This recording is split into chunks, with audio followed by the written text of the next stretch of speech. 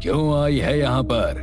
मैंने कल भी तुझे कहा था ना कि आज के बाद कभी भी मेरे पास मत आना। तुझे समझा चुका हूँ मैं। मत जा उसके पीछे, बहुत पछताएगी, बर्बाद कर देगा वो तुझे। आप मेरी चिंता मत कीजिए बाबा, बस मुझे उसकी सिद्धि का मार्ग बता दीजिए। एक बार वो मुझसे प्रसन्न हो गया तो मेरी जिंदगी बन जाएगी। जो सपने मैंने अपने लिए इतने सालों से देखे हैं वो सब पूरे हो जाएंगे। ठीक है, अगर तेरी यही जिद है तो फिर यही सही, लेकिन अगर इसके बाद तेरे साथ कुछ भी ऊंच नीच हुई तो मैं तेरी कोई मदद नहीं कर पाऊंगा, क्योंकि तू उसे अपनी इच्छा से बुला रही है। रागिनी के मन में ना जाने ऐसी कौन सी चीज ने घर कर लिया था जिसे पाने के लिए वो किसी भी हद तक जाने को तैयार थी। उसने पूरी 40 रातों तक तांत्रिक बाबा के पास शमशान घाट में बैठकर एक साधना की, जो कोई आम साधना नहीं बल्कि खबिस की साधना थी। खबिस जिसे अगर कोई खुश कर दे तो उसके वारे न्यारे हो जाते हैं, लेकिन इस दुनिया में हर चीज पाने के लिए उसकी एक कीमत चुकानी पड़ती है। तो वहीं रागिनी ने भी उसकी एक कीमत चुकाई। उसकी 40 रातों से चल रही वो साधना आज पूरी हो चुकी थी। शमशान घाट से खुद पर काला कपड़ा लपेटे वो रात के लगभग 1:30 बजे अपने घर पहुंची। हाथ मुंह धोकर वो अपने बिस्तर पर लेटने ही वाली थी कि तभी उसके घर के लैंडलाइन फोन पर एक कॉल आया। हॉल में जाकर उसने फोन उठाया कि तभी उसकी मां भी फोन की आवाज से उठकर बाहर हॉल में आ गई, लेकिन सामने से आने वाली उस आवाज को सुनकर उसके हाथ से फोन छूटकर नीचे गिर गया। उसके हाथ बुरी तरह से कांप रहे थे। वो बेहोश होकर जमीन पर गिरने ही वाली थी कि तभी उसकी मां ने उसे सहारा देते हुए वहां सोफे पर बिठाया। रागिनी का पूरा चेहरा पसीने से भीग चुका था, जैसे मानो अभी किसी ने उसे फोन पर कोई बहुत बुरी खबर सुनाई हो। रागिनी, क्या हुआ बेटा? किसका फोन था? कुछ तो बोल बेटा, मुझे बहुत चिंता हो रही है। इसके पहले कि रागिनी कुछ बोल पाती, उसकी आंखों में आंसू आ गए और वो अपने हाथों से अपने चेहरे को ढककर जोर जोर से रोने लगी। रागिनी बेटा, बोल क्या हुआ? तू इस तरह से रो क्यों रही है? देख, मुझे बहुत डर लग रहा है। बोल ना बेटा, क्या हुआ? दीदी। क्या? दीदी नहीं रही माँ। क्या? अपनी बेटी की मौत की खबर सुनकर सावित्री का तो मानो कलेजा ही फट गया। उसे अपनी बेटी की मौत का इतना गहरा सदमा लगा कि वो उसी समय बेहोश होकर वहीं गिर पड़ी। बहुत रात हो चुकी थी, इसीलिए रागिनी सुबह सूर्योदय होने से पहले ही अपनी मां के साथ अपनी बहन के ससुराल पहुंच गई। सावित्री ने अपनी आंखों के सामने अपनी बेटी की चिता को जलते हुए देखा। किसी भी माता पिता के लिए इससे दर्दनाक शायद और कुछ भी नहीं हो सकता। जो अभी सिर्फ 3 साल की थी, वो नन्ही सी जान तो ये समझ भी नहीं पा रही थी कि उसकी मां अब कभी उसके पास वापस लौट कर नहीं आएगी। वो तो बस अपनी मां को ढूंढने की आस में बार बार उसे पुकार रही थी। उसकी आंखों में अपनी मां के मिलने का इंतजार देखकर सभी की आंखों में आंसू आ गए। तभी सावित्री ने कहा, न जाने अचानक मेरी लाडो को किसकी नजर लग गई। इतनी कम उम्र में मेरी बच्ची हम सबको छोड़कर चली गई। मुझसे तो इसका मासूम चेहरा देखा भी नहीं जा रहा। किस तरह अभी भी अपने माँ के आने की आस लगाए बैठी है। बिन माँ के किस तरह बड़ी होगी हमारी बच्ची। माँ, कहते हैं मासी माँ जैसी होती है। हाँ, मैं जानती हूँ कि हर लड़की के अपने शादी को लेकर बहुत से अरमान होते हैं, लेकिन दीदी के चले जाने के बाद अब मेरा पहला फर्ज यही है कि मैं दीदी की जगह शैली की माँ बनकर उसे पालूं। क्या तू ये क्या कह रही है बेटी? ये बात कहनी जितनी आसान है, निभानी उतनी ही मुश्किल है। तू एक बार अच्छी तरह से सोच ले। मैंने सोच लिया है माँ। दीदी के जाने के बाद शैली को अब दूसरी माँ की जरूरत है, और किसी सौतेली माँ पर मैं अपनी शैली के लिए भरोसा नहीं कर सकती। इसीलिए मैं ही ये करूंगी। नहीं रागिनी, देखो, मैं तुम्हारी भावनाओं को समझता हूँ, लेकिन मैंने हमेशा सिर्फ निशा से प्यार किया है। भले ही वो हमेशा के लिए मुझे छोड़कर जा चुकी है, लेकिन फिर भी मैं किसी और को अपनी जिंदगी में आने की इजाजत नहीं दे सकता। मैं अपने मरते दम तक निशा से प्यार करता रहूंगा। और बात रही शैली की, तो मैं उसे खुद पालूंगा। और तुम्हारा भी जब मन करे तुम शैली से मिलने आ सकती हो, लेकिन मैं ये शादी नहीं कर सकता। विक्रम की बात सुनकर रागिनी कुछ नहीं बोली। रागिनी और उसकी माँ कुछ दिन अपनी बहन के घर पर रुकते हैं और माहौल थोड़ा शांत होने के बाद अपने घर पर लौटकर आ जाते हैं। रागिनी फिर से आधी रात के समय एक काली चादर ओढ़े शमशान घाट की ओर निकल जाती है, जहां तांत्रिक बाबा एक जलती हुई चिता के पास बैठकर कोई साधना कर रहे थे। आपने तो कहा था कि वो अब प्रसन्न हो चुका है और तेरा हर काम वो अब जरूर करेगा, लेकिन उसने तो मुझसे शादी करने से साफ इनकार कर दिया। उसके लिए मैंने अपनी बहन की भी बलि दे दी और उसके बाद वो मुझसे शादी करने से मुकर गया। क्यों नहीं की उसने मेरी ये ख्वाहिश पूरी? रागिनी की ये बात सुनकर तांत्रिक बाबा जोर जोर से हंसने लगे। उन्होंने हंसते हुए रागिनी की तरफ देखते हुए कहा, मैंने कहा था कि उसके पीछे मत जा, लेकिन तूने मेरी बात नहीं मानी। अब वो तुझे नहीं छोड़ेगा। अब से तेरी उल्टी गिनती शुरू। उसने तेरी बहन को मारकर तेरी एक ख्वाहिश को पूरा किया। अब वो तेरे जरिए अपनी अनगिनत ख्वाहिशों को पूरा करेगा। अपनी जिंदगी की भीख मांगेगी तू उसके सामने, लेकिन वो तुझे मौत भी नहीं देगा। ये सब क्या कह रहे हैं आप? मुझे तो लगता है कि आपका दिमागी संतुलन ठीक ही नहीं है, इसीलिए कुछ भी बोल रहे हैं। आपने ही मेरी साधना में कोई कमी छुड़वाई, इसीलिए ये सब हो रहा है, वरना ऐसा नहीं होता। मैं किसी और के पास जाऊंगी और साधना करूंगी। मैं शैली को भी अपने रास्ते से हटा दूंगी, वो जरूर मेरा होगा। रागिनी इस तरह से तांत्रिक बाबा को ये सारी बातें बता रही थी जैसे उसके दिमाग में इस बात की कोई सनक सालों से भरी बैठी हो। अपनी बहन के पति को पाने के लिए उसने खबिस को उसकी बलि लेने के लिए कहा, लेकिन खबिस हर चीज की कीमत जरूर लेता है। शायद ये बात रागिनी अभी तक समझ नहीं पाई थी। वो बहुत ही गुस्से में रोती हुई अपने घर आई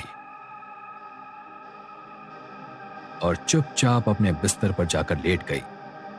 वो मेरा होगा, वो जरूर मेरा होगा। रागिनी ये बड़बड़ाते हुए अपनी आंखें बंद करके लेट गई। तभी उसे अपने कमरे में अपने बिस्तर के पास किसी के कदमों की आहट सुनाई देती है। रागिनी ने जैसे ही अपनी आंखें खोली तो उसने देखा कि उसके कमरे की जिस खिड़की को अभी थोड़ी देर पहले उसने बंद किया था वो खुली हुई थी और उसके कमरे की दीवार पर कमरे की खिड़की से आने वाली चांद की हल्की हल्की रोशनी पड़ रही थी। लेकिन जैसे ही उसने ध्यान से दीवार की तरफ देखा तो उसे दीवार पर एक बेहद ही भयानक परछाई दिखाई पड़ी जो लगातार चलती हुई उसी की तरफ आ रही थी। इससे पहले कि रागिनी कुछ समझ पाती, उससे पहले ही वो परछाई मानो आकर उसके शरीर के अंदर समा गई। रागिनी अपने बिस्तर से उठने की कोशिश करने लगी, लेकिन उसका शरीर बुरी तरह से अकड़ चुका था। वो लाख कोशिश करने के बाद भी खुद को हिला डुला नहीं पा रही थी। वो मदद के लिए अपनी माँ को पुकारने की कोशिश कर रही थी, लेकिन डर के मारे उसके गले से उसकी आवाज तक नहीं निकल रही थी कि तभी उसके कानों में उसे एक बड़ी भयानक और दबी सी आवाज सुनाई देती है।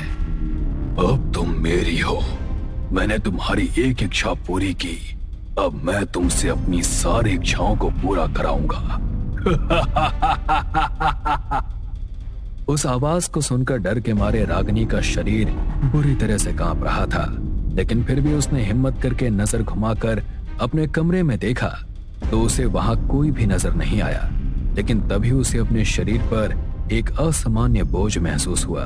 इससे पहले कि वो कुछ कर पाती, उसे महसूस होने लगा कि जैसे कोई उसके करीब आने की कोशिश कर रहा है। रागिनी बहुत घबरा गई। देखो, प्लीज प्लीज मुझे छोड़ दो, प्लीज मुझे जाने दो, गलती हो गई मुझसे, मुझे तुमसे कुछ नहीं चाहिए, प्लीज जाने दो मुझे। रागिनी के ऐसा कहते ही उसे अपने कमरे में एक बेहद भयानक हंसी सुनाई थी। तभी रागिनी को ऐसा महसूस हुआ जैसे कोई उसके शरीर को बुरी तरह से नोच रहा हो। दर्द के मारे वो जोर जोर से चीखने लगी। उसे लगा कि शायद उसके चीखने की आवाज सुनकर उसकी माँ उसकी मदद के लिए उसके पास आ जाएगी, लेकिन हैरत की बात यह थी कि उसकी चीखों की आवाज उसकी माँ तक पहुंच ही नहीं पाई। वो पूरी रात इसी तरह दर्द से बिलखती चिल्लाती रही और दर्द के मारे कुछ ही घंटों के बाद वो बेसुध हो गई। उसकी खिड़की से आने वाली रोशनी जब सुबह उसके चेहरे पर पड़ी तो उसकी आंख खुली। वो सिर्फ एक कंबल से लिपटी हुई थी। उसे अपनी हालत देखकर खुद पर तरस आ रहा था, लेकिन ये सब जो कुछ उसके साथ हो रहा था, इन सब का कारण वो खुद ही थी। उसके पूरे शरीर पर चोटों के निशान थे, लेकिन ये सब महज एक रात के अंदर होकर बंद नहीं हुआ। उसके साथ अब हर रात ये हादसे होने लगे। वो 6 महीने से ये सब भुगत कर अब थक चुकी थी। उसकी आंखों के नीचे गहरे काले गड्ढे हो चुके थे। आंखें धंसकर बिल्कुल अंदर को जा चुकी थी और उसका शरीर तो मानो अब हड्डियों का ढांचा मात्र बन चुका था। उसकी माँ भी उसकी ऐसी हालत देखकर अब अंदर ही अंदर खत्म होती जा रही थी। बेटा, आखिर कुछ तो बोल, तेरे साथ ये सब क्या हो रहा है? ऐसा क्या है जो कोई भी डॉक्टर तेरी बीमारी को समझ नहीं पा रहा? अगर कोई और बात है तो मुझे बता दे बेटा, मैं तेरी मदद करूंगी। अपनी माँ की इस बात का रागिनी ने कोई जवाब नहीं दिया और वो सीधे अपने कमरे में चली गई, क्योंकि जो कुछ भी उसके साथ हो रहा था वो किसी से कह नहीं सकती थी। उसने अपने कमरे के दरवाजे को अंदर से बंद कर लिया। रात बीती। रागिनी की माँ सुबह नाश्ता लेकर उसके कमरे की ओर बढ़ी। उन्होंने उसके कमरे का दरवाजा खटखटाया, लेकिन दरवाजा अंदर से खुला हुआ था। वो दरवाजा खोलकर जैसे ही अंदर गई तो सामने का नजारा देखकर उनके हाथ से नाश्ते की प्लेट छूटकर नीचे गिर गई। उनकी आंखों के सामने कमरे के पंखे पर उनकी बेटी की लाश झूल रही थी। रागिनी के पास उस खबीस से छुटकारा पाने का और कोई रास्ता नहीं था, इसीलिए रागिनी ने फांसी लगाकर अपनी जान दे दी थी। उसका मानना था कि शायद मरने के बाद उसे उस शैतान से मुक्ति मिल जाएगी, लेकिन वो ये नहीं जानती थी कि खबीस के हाथों अपनी बहन की बलि देकर उसने खुद अपनी मुक्ति के मार्ग को बंद कर दिया था। उसके इस कर्म के कारण भगवान भी उसे माफ नहीं कर पाए। उसे भगवान के घर तो मुक्ति नहीं मिली, लेकिन मरने के बाद भी वो हमेशा के लिए उस खबीस की गुलाम होकर रह गई। रागिनी की मौत को आज 3 साल बीत चुके हैं, लेकिन आज भी उसकी माँ को हर रात उसके कमरे से उसकी चीखों की आवाजें सुनाई देती हैं। गुरु, अब हमें अमीर बनने से कोई नहीं रोक सकता। बस हमें अब राजा मान सिंह के वंश को ढूंढना है। ऐसा बोलकर मनोज और रघु वहाँ से वृद्ध आश्रम की ओर निकल गए। उन्होंने अपना काम खत्म किया और शाम को वापस घर को निकले। मनोज, पर तेरे सपने से हमें राजा के वंश का पता कैसे चलेगा? मुझे गांव के लोगों के सपने भी आते हैं, शायद उससे हमारी कोई मदद हो जाए। आज रात तेरा सपना ही हमारे भाग्य खोलेगा। ऐसा कहकर दोनों घर पहुँचे। रात हो चुकी थी। मनोज और रघु दोनों काफी थक चुके थे, लेकिन खजाने की लालच ने उनकी आंखें खोल रखी थी। मुझे नींद नहीं आ रही है भाई। एक काम कर, ये नींद की गोली खा और सो जा। ठीक है। मनोज ने नींद की गोली खाई और उसको नींद आ गई। मनोज एक लंबे रास्ते पर चल रहा था। रास्ते के आसपास हीरे, मोती और सोना बिछा हुआ था। रास्ते के अंत में एक छोटी सी झोपड़ी थी। इतना सारा सोना, और उस झोपड़ी में कौन होगा? चलो देखता हूँ। मनोज ने जैसे ही झोपड़ी का दरवाजा खोला तो उसके अंदर एक काफी गरीब सा दिखने वाला आदमी था। बड़ी दाढ़ी, फटे पुराने कपड़े और हर जगह बिखरी हुई दारू। अरे भैया, कौन हो तुम? मैं राजा हूँ मूर्ख, इस राज्य का राजा। मदिरा लाओ मेरे लिए दास, जाओ। मैं। अचानक से जमीन हिलने लगी और मनोज घबरा गया। ये क्या हो रहा है? बचाओ, बचाओ! वो झोपड़ी गिरने लगी और उसकी पूरी छत मनोज पर आ गिरी।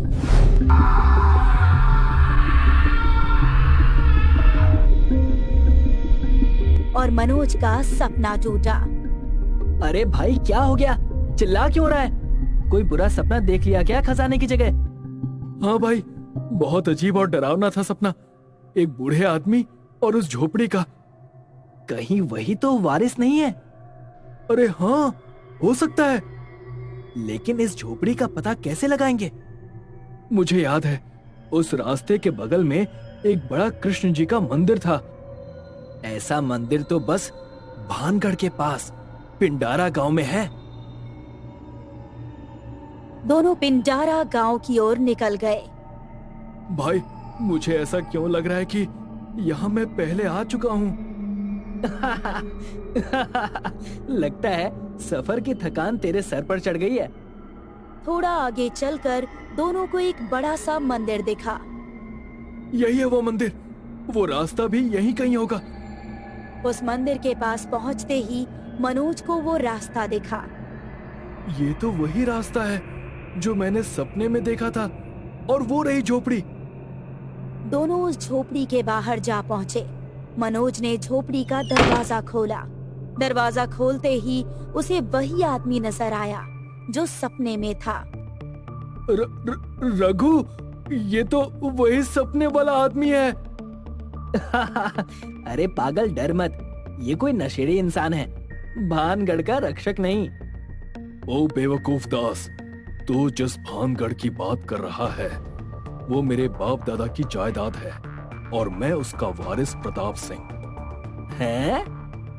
इस गुस्ताखी के लिए मैं तुम्हारा सर धड़ से अलग करवा दूंगा।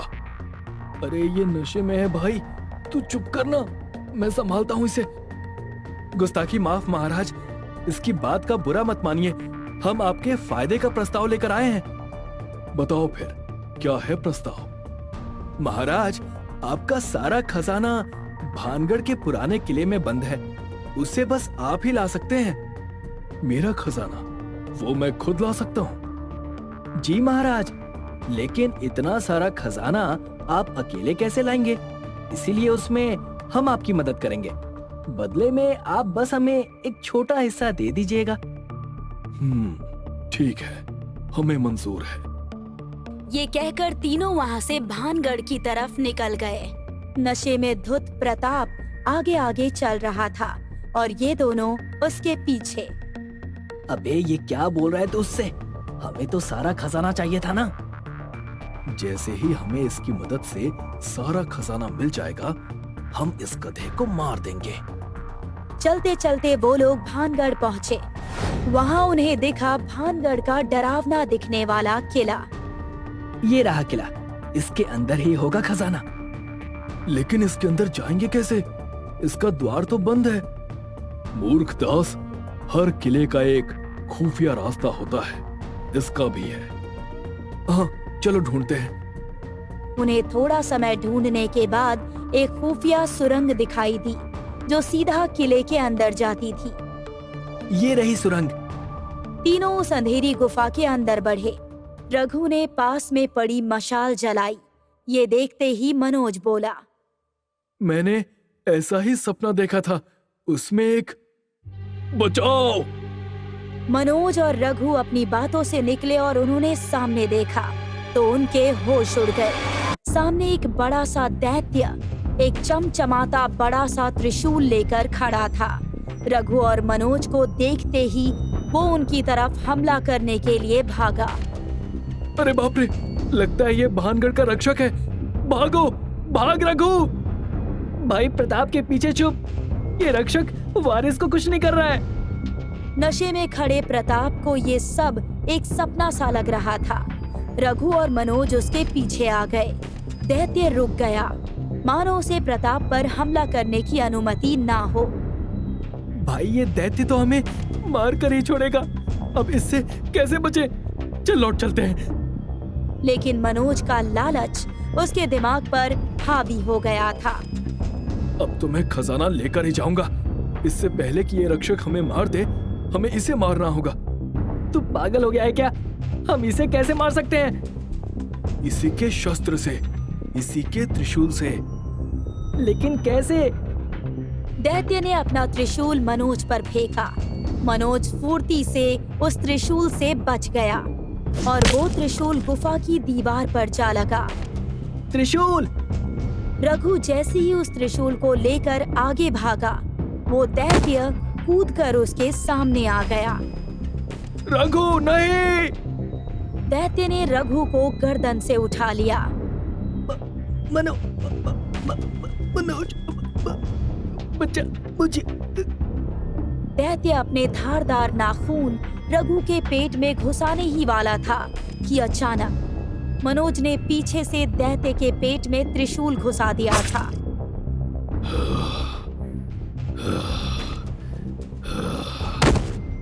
और वो दैत्य वहीं पर ढेर हो गया। उस दैत्य की चीख से गुफा की छत कांपने लगी और उसका बाहर निकलने का रास्ता बंद हो गया। वाह मनोज, तूने भानगढ़ के रक्षक से मेरी रक्षा की। मौत के मुंह से वापस आकर भी तुझे मजाक सूझ रहा है। वैसे ये त्रिशूल काफी कीमती लगता है, इसे लेके चलता हूँ। तेरा लालच तो कभी खत्म ही नहीं होगा। दास, चलो, अब तक खजाना मिला नहीं है मेरा। भानगढ़ के रक्षक को तो खत्म कर दिया, अब बस खजाने तक पहुंचना है। वैसे रक्षक तो अब मर गया है, तो अब इसका क्या काम? और अचानक से मनोज ने आगे चल रहे प्रताप के पीठ में त्रिशूल उतार दिया। वो त्रिशूल प्रताप के सीधे आर पार हो गया और वो वहीं खत्म हो गया।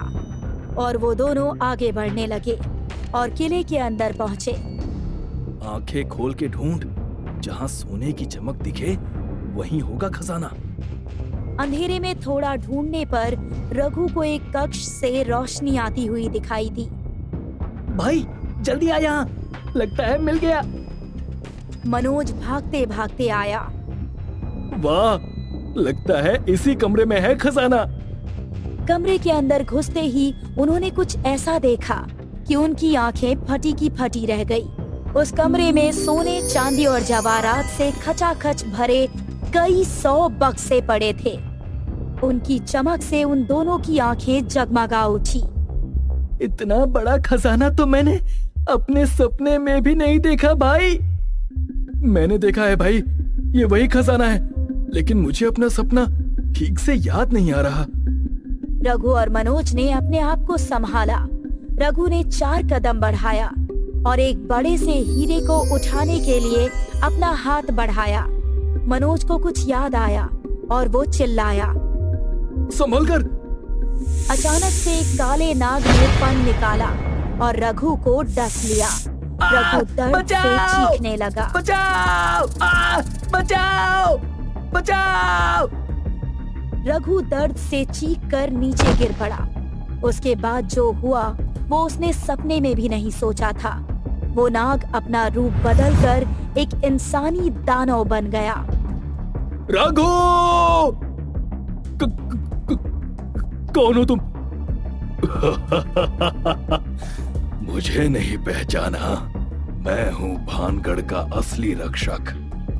लेकिन हमने तो तुम्हें मार दिया था ना। मूर्ख इंसानों, तुम्हें क्या लगा इतना आसान होगा मुझे मारना? मैं कोई ऐसा वैसा दानव नहीं, भानगढ़ का रक्षक हूँ। वो राक्षस जिसे तुमने मारा वो तो बस मेरा एक अंश था। मेरे रहते हुए भानगढ़ के खजाने को कोई छू भी नहीं सकता। ऐसा कहकर उसने रघु को गर्दन से उठा लिया। मुझे माफ कर दो, मैंने लालच में आकर बहुत बड़ी गलती कर दी। प्लीज मुझे माफ कर दो। इस गलती की सजा सिर्फ मौत है। मुझे नहीं मरना, मुझे नहीं मरना। राक्षस ने रघु को उठाया और जमीन पर जोर से पटक दिया। रघु के सर से खून बहने लगा और उसकी वही मौत हो गई। मनोज ये सब देखकर घबरा गया और माफी मांगने लगा। माफ कर दो मुझे, माफ कर दो मुझे। मैंने बहुत बड़ी गलती कर दी, मुझे बख्श दो। मैं दोबारा कभी भानगढ़ की तरफ नहीं देखूंगा। छोड़ दो मुझे, छोड़ दो। तू तो सबसे बड़ा लालची है। पिछली बार मरकर भी तेरा लालच खत्म नहीं हुआ। मैं समझा नहीं। ये सपने जो तुझे आते हैं ये यूं ही नहीं आते मूर्ख, क्योंकि तू वही पापी धनानंद है जो पिछली बार मेरे हाथों मरा था। जन्म भले ही दूसरा हो, पर लालच तो तुझे पहले वाला ही है। मुझे माफ कर दो, मुझे छोड़ दो, माफ कर दो मुझे। तेरे जैसे लालची इंसान की मौत तो मेरे हाथों ही लिखी है। अचानक से राक्षस उसके सामने आ गया और उसने अपने तेज नाखून मनोज के पेट में घुसा दिए।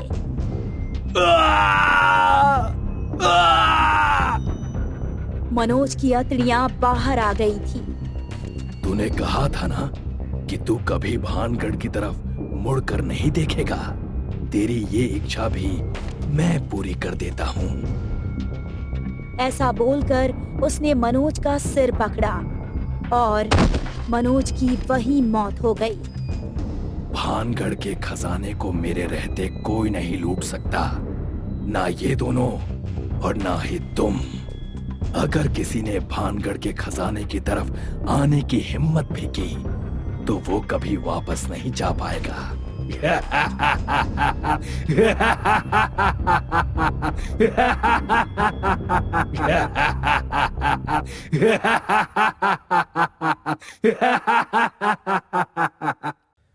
मेघा बहुत दिनों के बाद अपनी सहेली से मिलने के लिए गांव जा रही थी। उसकी ट्रेन बहुत रात को गांव के स्टेशन पर पहुंची। वो ट्रेन से उतरी और आसपास रिक्शा या टैक्सी ढूंढने लगी। स्टेशन बिल्कुल सुनसान था। मेघा को दूर दूर तक कोई भी इंसान नजर नहीं आ रहा था। वो थोड़ी बेचैन हो गई। बहुत ढूंढने पर उसे एक रिक्शा नजर आया जिसके अंदर उसका ड्राइवर सो रहा था। मेघा उस रिक्शा वाले के पास गई। सुनिए भाई साहब। क्या है? जी मुझे गांव जाना है। ड्राइवर ने आंख खोलकर मेघा की तरफ देखा और एकदम से डरकर चिल्लाने लगा। चुड़ैल! चुड़ैल! चुड़ैल! चुड़ैल! मुझे जाने दो, मैंने कुछ नहीं किया। चिल्लाते चिल्लाते मेघा से दूर जाने लगा। ये आप क्या कह रहे हो? आप डरिए मत, मैं कोई चुड़ैल नहीं हूँ। रुकिए। ड्राइवर शांत होके धीरे धीरे मेघा के पास आने लगा। आप चुड़ैल नहीं है तो कौन है आप? मैं शहर से आई हूँ। इस गांव में मेरी सहेली रहती है। क्या आप मुझे गांव तक छोड़ सकते हैं? अगर मैंने आपको गांव तक छोड़ा तो वो चुड़ैल मुझे नहीं छोड़ेगी। चुड़ैल? कौन सी चुड़ैल? लाल साड़ी वाली चुड़ैल। आप फिक्र मत कीजिए, मैं आपके साथ हूँ। चलिए आप साथ है तभी तो डर लग रहा है। आपने लाल रंग पहना है जो चुड़ैल को बिल्कुल पसंद नहीं। गांव में अगर कोई भी लाल रंग के कपड़े पहनता है तो चुड़ैल उसके शरीर को 2 टुकड़ों में फाड़कर जमीन में गाड़ देती है। ये सब सुन के मेघा थोड़ी डर गई, पर फिर अपने आप को संभालते हुए कहा, देखिए बात को समझिए। इतनी रात को मैं चल के नहीं जा सकती और यहाँ दूसरी रिक्शा भी नहीं है। चाहे तो ज्यादा पैसे ले लीजिए, पर प्लीज यहाँ से चलिए। अब ठीक है, पर मैं आपको गांव के बाहर एक मंदिर है वहीं छोड़ूंगा। आगे आपको खुद जाना होगा। ठीक है, चलिए। मेघा नाखुशी से मान गई और दोनों गांव की तरफ निकल पड़े। कुछ ही देर में वो मंदिर के पास पहुंचे। मेघा ने ड्राइवर को पैसे दिए और ड्राइवर मंदिर में हाथ जोड़कर वहां से निकल गया। मेघा अकेली रह गई। उसे गांव नजर आ रहा था, पर चुड़ैल की कहानी सुनकर वो थोड़ी सी डरी हुई थी, पर हिम्मत करके वो गांव की तरफ बढ़ने लगी। मेघा सड़क पर चल रही थी। उतने में उसे पीछे किसी की आहट सुनाई दी। उसने घबराकर पीछे देखा तो वहां कोई नहीं था। उसका ध्यान जमीन की ओर गया और डर के मारे उसके पसीने छूटने लगे। जमीन पर खून से रंगे हुए पैरों के निशान थे जो उसके पीछे पीछे चल रहे थे। मेघा ने अपने पैर उठा के देखे तो वो बिल्कुल साफ थे। मेघा ने डरकर उल्टे पांव चलना शुरू कर दिया, पर वो पैरों के निशान उसका पीछा करते रहे। मेघा रुक गई। वो निशान चलते चलते उसके बगल में आके रुके। मेघा वहां से जाने के लिए मुड़ी और जैसे ही वो मुड़ी, उसके कंधे पर एक खून से लथपथ हाथ पड़ा। मेघा इतनी डर गई कि वो चिल्लाते हुए गांव की तरफ भागने लगी। मेघा चिल्लाते हुए गांव में पहुंची। मुझे बचाओ, वो चुड़ैल मुझे मार डालेगी, मुझे बचाओ। बहुत से लोग अपने घर से बाहर आ गए। मेघा की सहेली भी बाहर आ गई। मेघा ने उसकी सहेली को उसके घर के बाहर आते हुए देखा और पूरी ताकत से वो घर के अंदर भागी। उसकी सहेली भी उसके पीछे भागती हुई अंदर गई। तू लाल रंग पहन के क्यों आई है गांव में? गलती मेरी ही है, तुझे बुलाना ही नहीं चाहिए था। एक काम कर, तू भाग जा गांव से, वरना ये चुड़ैल तुझे नहीं छोड़ेगी। मेरे पति की तरह तुझे भी मार डालेगी।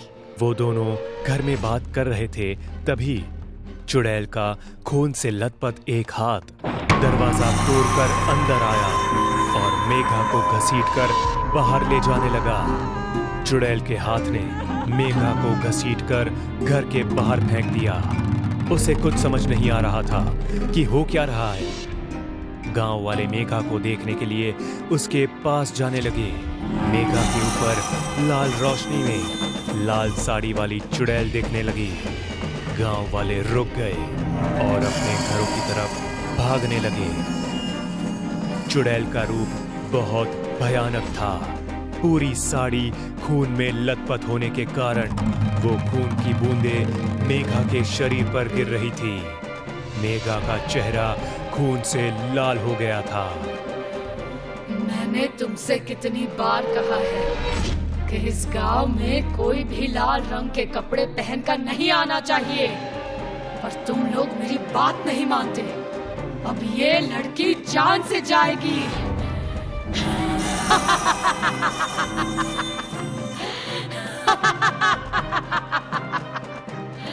इतना कहकर वो चुड़ैल भयानक हंसी हंसने लगी। चुड़ैल को देखकर मेघा भागने लगी। मेघा को भागता देख चुड़ैल ने अपने हाथ लंबे किए और उसको हवा में उठा लिया। चुड़ैल ने मेघा को अपने सर के ऊपर उठाया और उसके शरीर को बीच में से फाड़ने लगी। जैसे जैसे मेघा के शरीर के 2 टुकड़े हो रहे थे, वैसे वैसे मेघा का गर्म खून चुड़ैल के सिर पर से पूरे शरीर पर फैलने लगा। उस खून की वजह से चुड़ैल की साड़ी और भी लाल होने लगी। शरीर के फटते वक्त मेघा इतने जोरों से चीख रही थी कि उसकी चीखों की वजह से पूरा गांव थरथरा उठा था। सारे गांव वालों की रूह कांप उठी। अंत में मेघा के शरीर के 2 टुकड़े हो गए और वो वहीं हवा में लटकते रहे। चुड़ैल जोरों से हंसने लगी।